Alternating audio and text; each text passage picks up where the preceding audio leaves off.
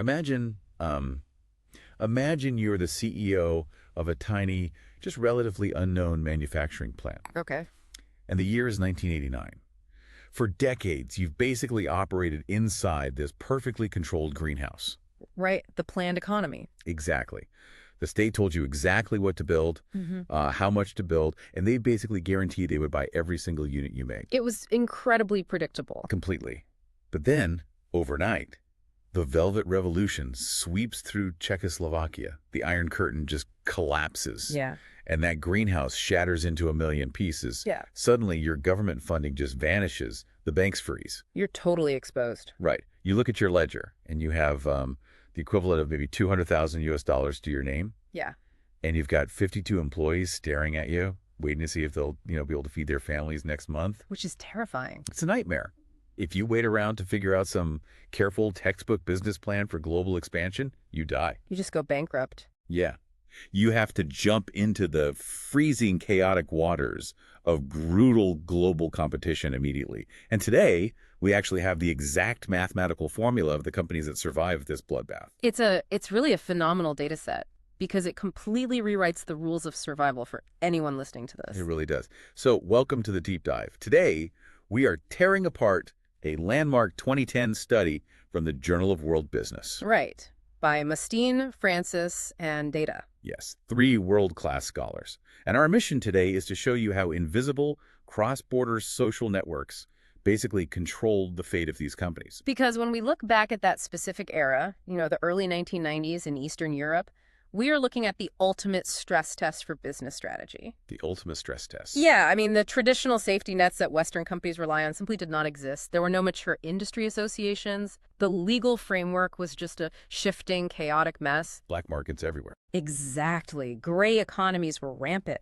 And yet, amidst all this chaos, a certain subset of these tiny, completely unequipped companies managed to blast across the border. And not just cross it, but successfully sell their products to wealthy, demanding buyers in Western Europe, like in Germany. Right. And the methodology here is vital to understand because it strips away all the usual excuses people make. Yeah, let's talk about the methodology. Yeah. Because they didn't look at massive corporations, did they? No, not at all.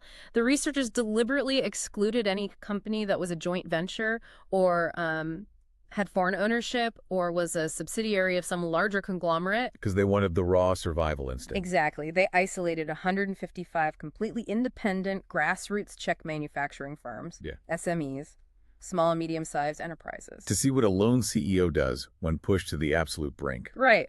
What is your competitive advantage when you have zero money, no brand reputation, and your domestic market is literally collapsing around you? And the answer, which is the ultimate spoiler for you, the listener today, was not their technology. It wasn't their manufacturing equipment at all.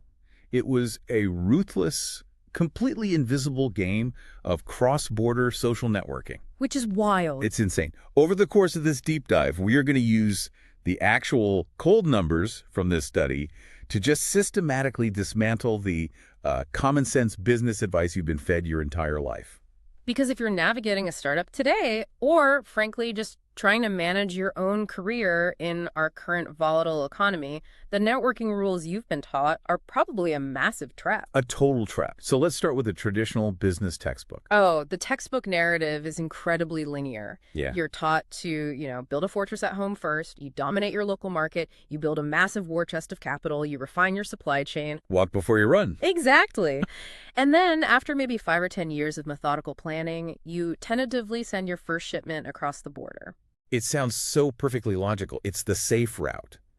But when the researchers looked at the timelines for these 155 Czech companies, the data delivered an absolute slap in the face to that conventional wisdom. A total shock. These tiny companies took an average of just 1.06 years from the day they were legally founded to execute their very first international venture. Which is it's blindingly fast. 1.06 years. Let me repeat that for the listener. Just over 1 year. And that's just the average. Many of these companies were practically signing their domestic incorporation papers with one hand. And signing an export contract with the German buyer with the other? Yes, exactly. And, moving that fast under normal economic conditions would be considered corporate suicide? Right, because you just don't have the infrastructure. Exactly.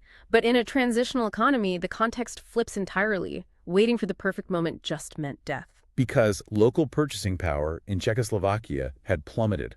State-owned enterprises were defaulting on their payments left and right.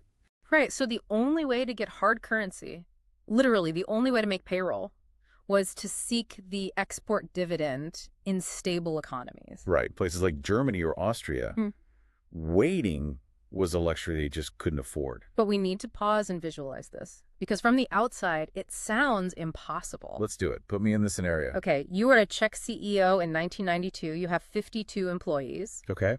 Your factory is running on old Soviet-era machinery. Your total annual sales are roughly 7.2 million Czech crowns, which is about $200,000. So a micro business by Western standards. Completely. You have no glossy marketing brochures, no track record in the West, zero reputation. You can't just walk into a pristine automotive plant in Munich with empty pockets, knock on the door and say, please buy my machine gears. Right. I'd be laughed out of the building, or security would just escort me out. Exactly. So how did they actually cross that border? Well, the only capital they could leverage was entirely invisible. Right. It wasn't on the balance sheet. No. It was the map of contacts inside the CEO's head. The researchers termed this social capital. But they didn't just use it as a vague, corporate buzzword. No, they broke social capital down into a highly precise, measurable science. They took the CEO's network and essentially put it under a microscope. And they categorized it into 3 distinct dimensions. Yes, and this framework is going to be our map for today. The 3 dimensions are relational embeddedness, cognitive embeddedness, and structural embeddedness. Right. Let's translate that from academic sociology into practical reality for you. Please do. The relational dimension is who, specifically the emotional depth of the bond. Are they close friends or just passing business acquaintances? Right. The cognitive dimension is how you communicate with them. Do you share a language, cultural codes, maybe an industry shorthand? Got it. And finally, the structural dimension is where those contacts are physically located. What does the actual geographic architecture of your network look like? So it's who you know, how you talk to them, and where they live. That is the triad. And we are going to put every single one of those dimensions on trial, using the mathematical models from the study. And let's start with the one that I think is going to hurt people's feelings the most. Oh, definitely. Because it completely destroys a fundamental human instinct. We need to talk about the relational dimension. The toxic trap of your closest friends and family. Exactly. Because human nature dictates that when we are faced with existential terror like trying to save a failing factory by expanding into an unknown foreign country, we naturally seek safety. Right. We want to shield against the uncertainty. So who do you naturally call first? You call the people you trust. You call your uncle, your best friend. Let's create a scenario to really ground this. Let's say I'm that Czech CEO. I need to sell my industrial valves in Germany. My very first phone call is going to be to Pavel. Okay, who is Pavel? Pavel is my old engineering classmate from university.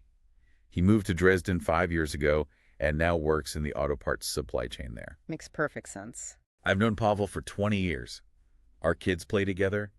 I know Pavel will not cheat me, he will not steal my money, and he will give me the honest truth about the German market. That feels like the absolute smartest, safest business move I could possibly make. It is the ultimate common sense move, and the data show that the CEOs in the study felt the exact same way you do. They relied on their Pavels. Heavily. When the researchers mapped out their networks, they found that on average, a full 23% of the international contacts these CEOs relied on were made up of close personal ties. 23%. Friends and family. Almost a quarter of their entire brain trust was rooted in deep emotional relationships. That is a massive reliance on the inner circle. So the ultimate question is, did calling Pavel in Dresden actually help? We established earlier that survival required incredible speed, that 1.06-year sprint to the border. Right. Did having a quarter of their network made up of close friends accelerate that timeline? To find out, the researchers used a specialized mathematical tool called a Poisson regression model. Poisson model. Yeah. Without getting bogged down in the math, imagine a Poisson model as a highly sensitive, specialized stopwatch. It's specifically designed to count the occurrence of an event over a period of time. Okay, so in this case, counting the exact number of months it took from the company's founding to their first foreign entry. Exactly. They plugged the percentage of personal ties into this stopwatch to see if it pushed the speed up or down. And what did the stopwatch say? What was the coefficient? The coefficient for relying on personal ties was negative 0.0091. Wait, negative 0.091. So having friends actually slowed them down. Well, statistically speaking, it was completely insignificant. It didn't push the needle in either direction. Wow. Having a massive network of close friends and family abroad didn't speed up their international expansion by a single day. All that trust, all those long, comforting phone calls with childhood friends, it had absolutely zero measurable impact on how fast they got their product to market. I mean, I can almost accept that. Maybe Pavel is cautious. Maybe he takes a few weeks to ask around Dresden for me. It doesn't make me faster, but surely it makes me more successful. You'd think so. Because Pavel is protecting me from the bad actors. He's steering me away from the scam artists and the dead-end distributors. My profit margins must be higher because of his guidance. And this is where the study delivers a truly crushing blow to our assumptions. Brace yourselves. The researchers shifted from measuring speed to measuring financial reality. They used an OLS regression analysis, ordinary least squares. Okay. Think of OLS as a ruthless financial autopsy. It strips away all the noise to show you exactly which single factor put money in the bank account and which factor drained it. So they weighed the gold. What was the verdict on the friends and family? The financial autopsy showed a massive, highly significant negative coefficient. Oh, no. In their initial model, it was negative 0.590, and when they controlled for all the other variables in the full model, the impact dropped even further to a devastating negative 0.637. Negative 0.637. That isn't just a minor inefficiency. That is a statistical bloodbath. It is. The data is screaming a very clear warning.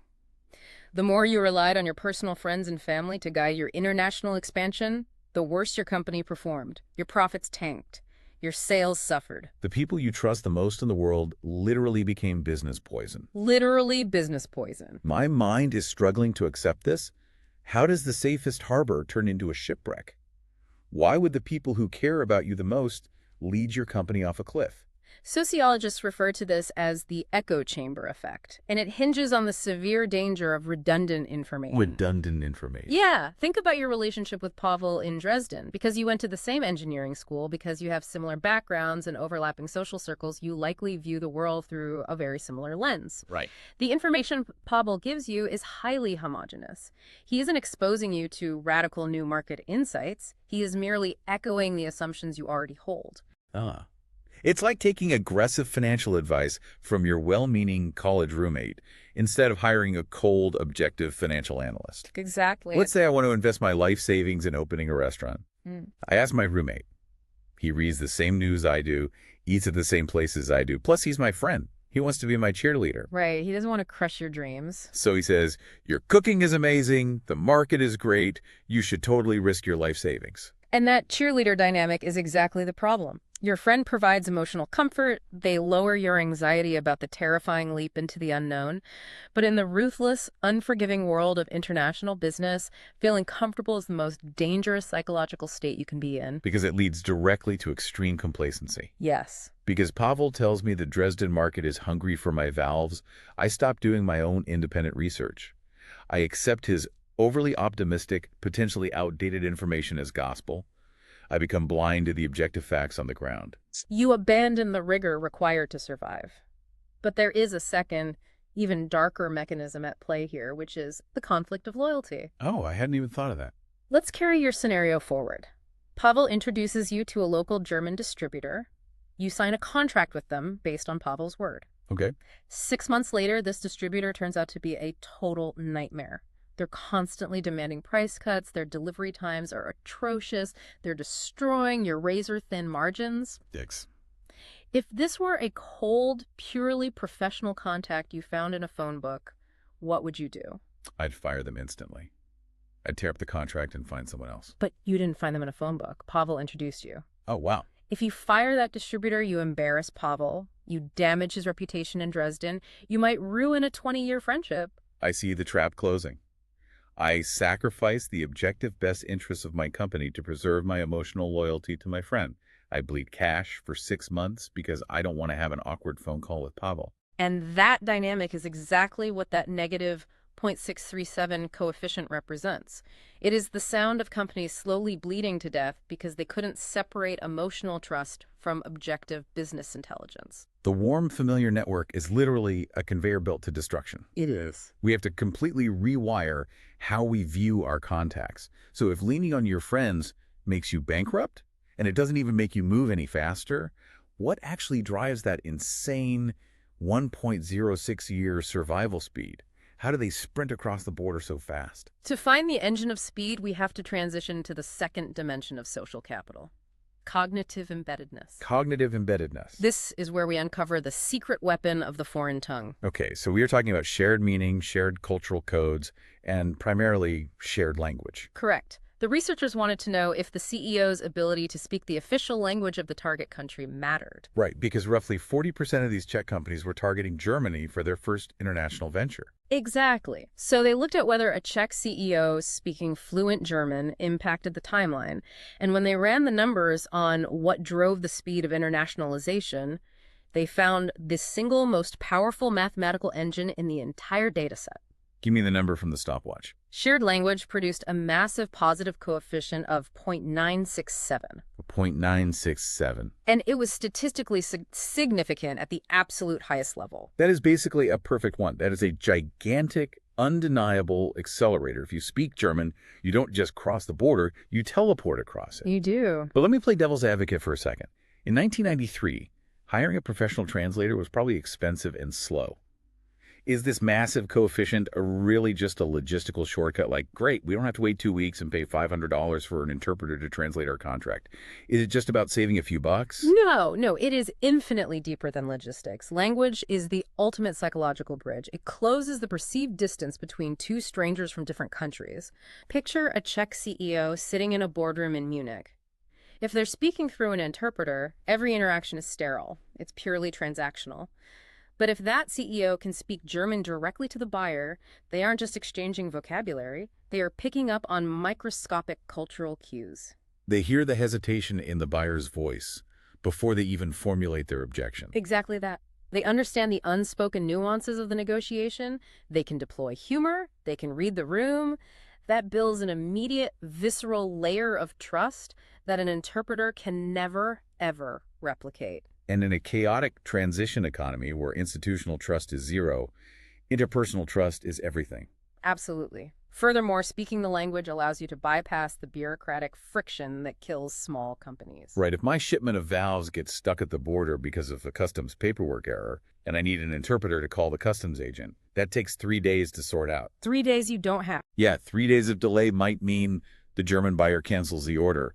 But if I speak the language, I pick up the phone, I charm the customs agent in their native tongue, and I solve the problem in 5 minutes.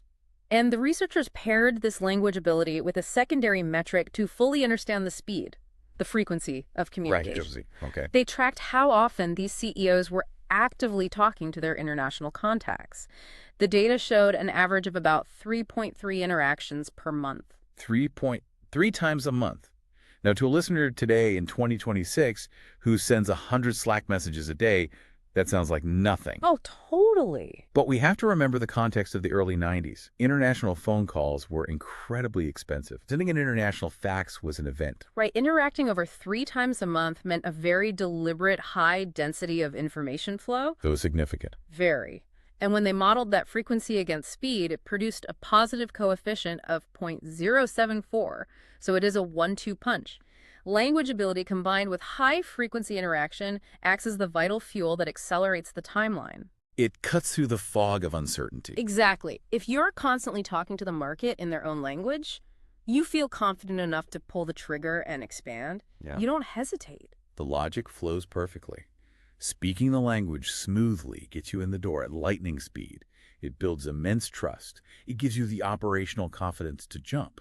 Yes. So, following this straight line, if it makes you that much faster and build all this incredible trust with the buyers, it must also make you incredibly profitable. Right. The smooth-talking CEO must be closing the absolute best deals. And you've just hit on the core paradox of the study. Oh, no. The researchers brought out the financial autopsy tool again, the OLS regression, to see if this common language actually made the companies richer. Please don't tell me it's another negative number. I want the smooth-talking CEO to win. Well, it's not a severe negative, but the coefficient was negative 0.064. Negative 0.064, so it hovered right around zero. It was completely, utterly, statistically insignificant. You are telling me that being a fluent, culturally aware, smooth-talking CEO who charms the German buyers on the phone 3 times a month has absolutely zero impact on whether the business actually makes any money. Zero impact on the financial performance of that first venture. It is a cruel, fascinating academic truth. This is another massive anti-common sense bomb. How is that conceptually possible? If you communicate perfectly, shouldn't you be negotiating better margins? To understand this, you have to separate the nature of communication from the fundamental nature of a product market. Okay. Think of language as a vehicle. It's a beautifully paved, multi-lane highway. That smooth highway lets you drive your truck to the market extremely fast. You beat all your competitors to the parking lot. Right. But a smooth highway does absolutely nothing to guarantee that anyone at the market actually wants to buy the cargo inside your truck. Oh, that is a brilliant way to frame it. Chatting smoothly gets you in the door, but it doesn't change the physics of the product. Exactly. You might negotiate with unparalleled charisma in flawless German, but if your Czech industrial valves are too heavy or they're made of a steel alloy that doesn't meet the strict German engineering specifications, or they're simply priced too high, all the fluent German in the world will not magically make the product profitable. Language is an accelerator of time. It is not a creator of profit margins. Perfectly said. It dramatically lowers the cost of acquiring basic information and building initial trust, but it does not improve the fundamental underlying quality of your business strategy. So if we recap our scorecard so far, Yeah. we have speed figured out. If you want to move fast, learn the language and talk frequently. Right. But we also know how to go bankrupt. Rely on your friends. Exactly. Now we face the million-dollar question. If language doesn't make you profitable and friends actively destroy your profits, what actually drives the money? Where does the financial performance come from for these 155 underdogs? To find the profit engine, we have to move to the third and final dimension of social capital, structural embeddedness. Structural embeddedness. This brings us to the myth of focus and the absolute miracle of geography. Let's set up the conventional wisdom here, because every startup founder, every business student hears this constantly. Don't spread yourself too thin. Focus, focus, focus. It's everywhere. You are told to pick one single target market, put all your limited resources into understanding the microscopic details of that one market, and conquer it before you even glance at a map of anywhere else. Right. If you are a company with 52 employees and 200 grand in the bank, the absolute last thing you should do is try to look at 5 different countries at once.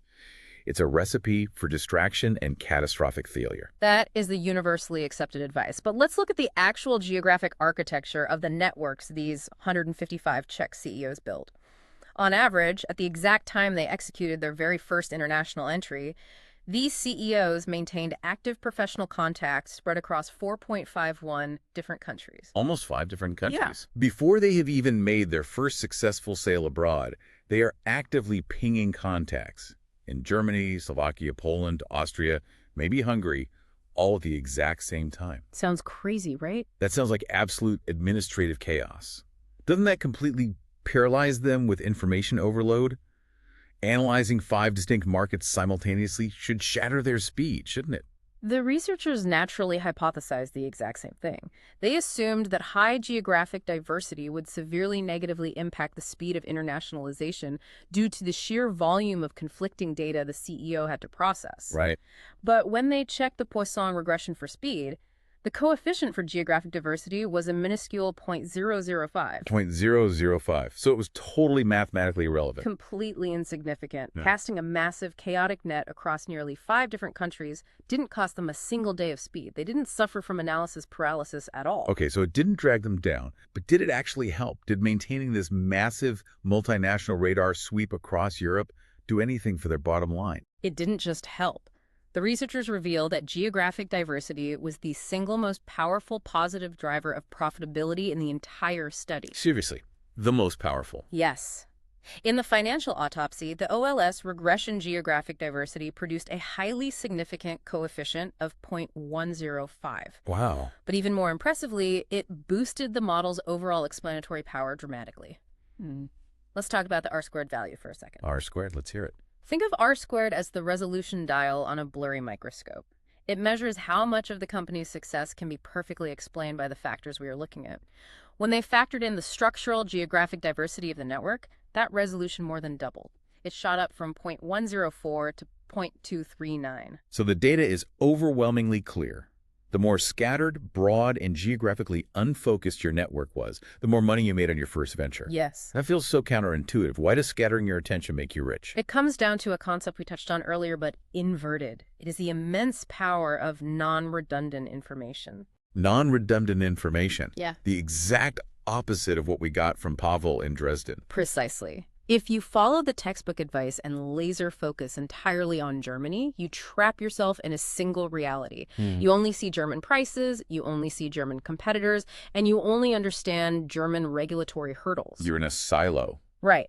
But if you've cultivated weak professional ties, not close friends, just professional contacts, spread out across Poland, Slovakia, Germany, Austria, and Hungary, you're suddenly sitting on a goldmine of comparative data. You can see the matrix. You can arbitrage the chaos. You can absolutely arbitrage. Your broad radar sweep might reveal a critical insight.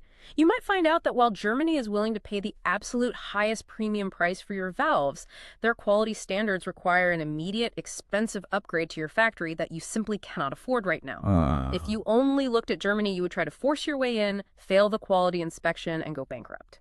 But because I am also talking to my contact in Poland. Exactly. Your contact in Poland mentions that there is a sudden, desperate shortage of your exact current tier product due to a local factory burning down. They don't care about the premium German finish. They just need functional valves immediately, and they're willing to pay in hard cash upon delivery. I love this. It's like trying to find a life raft in a stormy ocean. If you follow the focus advice, you put blinders on and only look 10 feet ahead of you. Right, and you miss everything else. You might drown because there happens to be no life raft in that specific 10-foot radius. To survive, you have to frantically scan the entire 360-degree horizon. You have to look everywhere at once to find the one specific current that will actually save you. That is a perfect analogy. Spreading the net wide is the only way for a tiny, under-resourced, fragile company to find the exact, perfect battlefield that matches its specific temporary limitations. So diversity in the network doesn't mean diversifying your operational output immediately. It means diversifying your intelligence gathering. Right. It's a radar sweep to find the path of least resistance. And that wide radar sweep yields high-value, non-redundant information. That unique information allows the CEO to make a strategically optimal choice about where to deploy their limited resources, which leads directly to that highly significant positive coefficient in financial performance. The broad, geographically chaotic network is what actually delivers the profit. It is the profit engine. This is a masterclass in dismantling assumptions. Yeah. We have completely taken apart the social network, the relational dimension. Friends are a toxic trap that cause complacency. Yep. The cognitive dimension. Yep. Language accelerates speed but guarantees zero profit. Exactly. The structural dimension. Geographic scatter is the ultimate engine of profitability. The social capital matrix is very clear. But as we continue to dissect this, we have to acknowledge that a network, no matter how perfectly structured, still has to sell a physical product. Yes, and this brings us to a fascinating strategic reality check. We've been analyzing the map, but we need to look at the cargo. Because today, in our modern business culture, we absolutely worship high-tech innovation. Every startup pitch is about having proprietary, disruptive, advanced technology.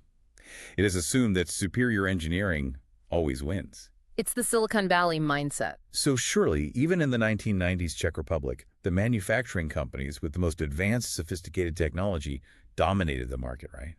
The researchers controlled for the actual firm strategy, specifically comparing a strategy based on technological sophistication versus a strategy based purely on low-cost advantage. Okay. And once again, the data viciously corrects our modern biases. Let's run the diagnostics. What did high-tech do for their speed? Did having highly sophisticated advanced technology help these companies go global faster? The stopwatch model returned a highly significant coefficient of negative 0.223. Negative 0.223. Having the best tech actively slowed them down. It was an anchor dragging behind the boat. Massive anchor. Why? I mean, if you invent a superior gear or a better motor, shouldn't the German buyers be beating a path to your door, begging to sign a contract? In a theoretical textbook, yes. In the gritty reality of a transition economy, absolutely not. Complex technology inherently requires complex deployment. Think about the friction involved. Friction. Okay. If you're selling a basic standard metal bracket, a buyer can look at it and instantly know if it works. But if you're trying to sell a complex proprietary technological component, the sales cycle stretches out for months. Because you have to educate the foreign buyer on how your new tech works. You have to educate them. You have to prove that your tech is reliable, which is incredibly difficult when you are an unknown entity from a formerly communist country. There is a massive trust deficit regarding your engineering capabilities. I hadn't thought of the trust deficit. Then you have to adapt your complex tech to meet their specific, rigid technical standards, like the strict DI engineering standards in Germany. You might run into intellectual property hurdles. You have to provide extensive after-sales support and training. Every single one of those steps introduces friction and takes time. Exactly. So the high-tech firms were systematically painfully slower to cross the border. Okay, I see the friction. They were slower. It took them longer to get through the door. But when they finally got through the door, when they finally proved the tech worked, they must have made an absolute killing. You'd hope so. The margins on high-tech proprietary goods are always massively better than basic commodities. Oh. Tell me the high-tech companies got rich. Let's consult the financial autopsy. The OLS regression for initial financial performance. The coefficient for technological sophistication on profitability was negative 0.004. Negative 0.004. So statistically, it is basically zero. Completely insignificant. The advanced technology had absolutely zero significant impact on their initial financial performance. All that R&D, all that complex sales pitching did not translate into early profit. That is soul-crushing for every engineer listening to this. If superior tech didn't make the money, what actually generated the massive profits for these 155 survivors? A relentless, profoundly unglamorous, low-cost strategy. The coefficient for a cost-advantage strategy was a highly significant positive 0.256. 0.256. The reward for just being cheap. The reward for brutal, pragmatic efficiency. We have to unpack the raw reality of asymmetrical warfare and international trade here. Let's do it. When you are a tiny company emerging from an unstable, chaotic transition economy, and you're trying to penetrate a wealthy, established market like Germany, nobody is buying your product to support your romanticized high-tech dreams. They do not trust your technology. They do not care about your brand. Right. Put yourself in the shoes of the German procurement manager. Why on earth would I buy a complex, mission-critical technological component from my assembly line from a tiny, unknown Czech startup that might go bankrupt and disappear next week? I wouldn't risk my own job on that. Exactly. The perceived risk is too high. But if that exact same unknown Czech startup approaches you and offers a standard, low-tech, basic commodity component that you use thousands of every day, and they offer it at 40% below your current local supplier's cost because of the macroeconomic wage disparities, suddenly the risk-to-reward ratio flips. Suddenly, you are very interested. You're thrilled. It's an extreme, undeniable price advantage. You are selling them something so simple it can't fail at a price they can't refuse. Survival in this brutal environment isn't about prestige. It isn't about winning awards for innovation. It is about immediate, raw cash flow. You need revenue today to keep the factory lights on tomorrow. You cannot eat a fancy patent that might take 5 years to monetize. Right. These successful CEOs survive by being the absolute cheapest, most efficient option on the table. They ruthlessly leverage their temporary macroeconomic labor advantages to secure hard foreign currency. It is incredibly pragmatic. They won the survival game not by being the smartest engineers in the room with the coolest gadgets. They won by having the widest geographic radar to find the desperate buyer, speaking the language to negotiate instantly, and then just mercilessly undercutting everyone on price to get the cash flowing into their bank account. It is the definitive playbook for thriving in chaos. And it brings us to the most crucial part of our discussion. How do we take these specific regression coefficients from a 2010 study about 1990s Czechoslovakia and apply them to the reality we are living in right now? Yes, the actionable takeaways. We spent a long time covering some incredibly heavy statistical ground. We've dismantled the Poisson models, the OLS regressions, the positive and negative coefficients. But I want to distill this down to the bone. Let's do it.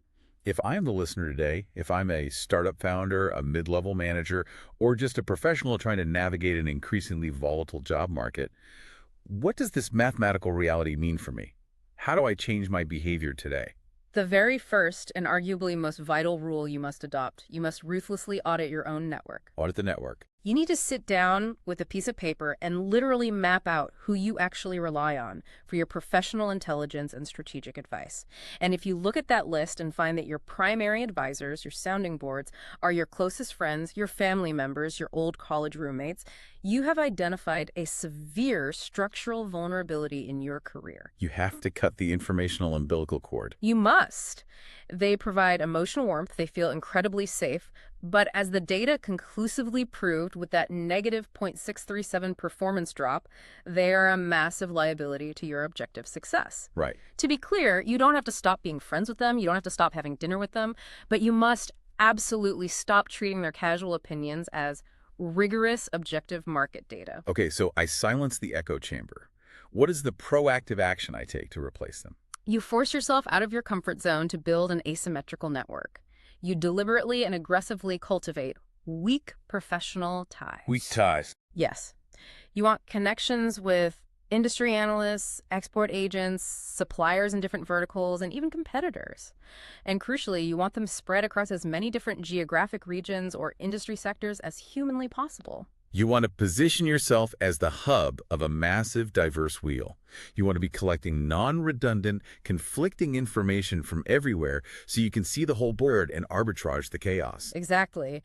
You are consciously engineering a high survival rate network characterized by broad geographic and sector diversity, as opposed to defaulting to a low survival rate network, characterized by a concentrated, incestuous circle of close friends. Let's look at the macro level for a moment. This study has profound implications for policymakers. We constantly hear politicians talking about how they need to save small businesses, especially during economic downturns or transitions. Constantly. And the default political reflex is always to just hand out massive cash grants, subsidies, or cheap loans. Which, as history has shown us, especially in transition economies with weak institutional oversight, frequently leads to massive corruption, cronyism, and catastrophic capital allocation. Right. Because handing $1 million to a tiny company with a bad network doesn't magically make the CEO smarter. It just gives them $1 million to burn on terrible decisions based on the redundant advice of their college roommate. It amplifies the failure. Precisely.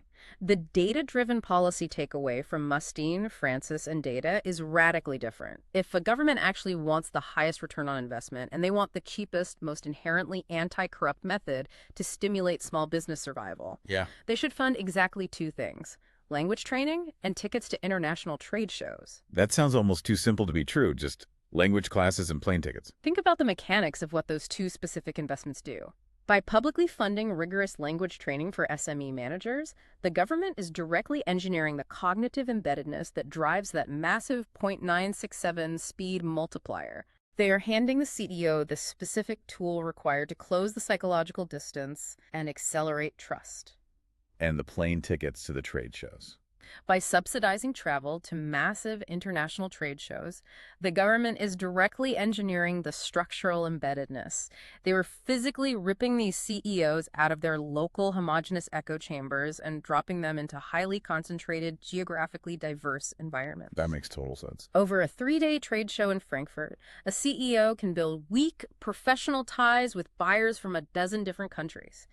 The government is literally handing them the radar sweep that drives the 0.105 profit multiplier. It's an elegant solution. It doesn't give them a handout that can be stolen or mismanaged. It gives them the exact, scientifically validated social capital architecture they need to survive on their own merits. Exactly. It is teaching a man to fish, but specifically teaching him to fish in 5 different international waters using the local dialect while ignoring his brother-in-law's advice on bait. It is the highest ROI policy imaginable for a developing or transitioning economy. This has been a massive paradigm shift. We are approaching the end of our deep dive, the final provocation. Let's synthesize everything we've uncovered today. We have completely shattered the sterile, linear textbook of business expansion. The core summary is this. In a chaotic transitional environment where the old rules no longer apply, waiting for clarity is a death sentence. Speed is the ultimate imperative, and speed is generated by speaking the local language and communicating with high frequency. But crucially, speed does not guarantee profit. No. The profit, the actual survival of the firm, comes from geographic diversity. It comes from casting a massive radar net to find non-redundant information and then executing a relentless, unglamorous, low-cost strategy rather than getting bogged down in high-tech fantasies. And overshadowing all of this is the grim reality that your closest friends and family are your biggest strategic blind spots. The relational network is a toxic trap that destroys objective performance through the twin poisons of complacency and loyalty conflicts. That is the hard truth. Which leaves us with a chilling final thought for you, the listener. We've spent this entire deep dive talking about 1989. We've been dissecting the fall of the Iron Curtain, the collapse of the Soviet bloc, and the Wild West chaos of the 1990s transition economy. It is easy to sit back and think of this as ancient history, a fascinating academic curiosity that doesn't apply to our sleek, modern world. But let's look at the calendar. The year is 2026. If we look closely at the macroeconomic realities today, we are watching the iron curtains of global trade slowly, methodically go back up. We really are. We are witnessing the end of the hyperglobalization era. We are seeing the implementation of massive punitive tariffs. We are watching profound geopolitical friction fracture the global supply chain. The buzzwords today are decoupling, nearshoring, and friendshoring. Friendshoring. Yeah. The stable, highly predictable, perfectly modeled global trade environment of the past 20 years is breaking apart. We are, undeniably, entering a new era of global transition and chaos. The comfortable greenhouse of predictable global trade is shattering all over again. The waters are getting freezing and murky. And because the environment is resorting to chaos, the survival rules from that 2010 study on transition economies are becoming immediately, terrifyingly relevant again. The environment of institutional mistrust, rapidly shifting trade laws, and resource scarcity is returning to the forefront of global business. Friendshoring. Think about the modern concept of friendshoring, the idea that nations should only trade with their geopolitical allies. On a macro level, that is governments leaning on their friends, are they walking into the exact same echo chamber trap, the exact same complacency that doomed those Czech CEOs? So I want you to critically evaluate your own professional network today. Right now, as the macroeconomic waters get choppy in 2026, how are you reacting? Are you retreating?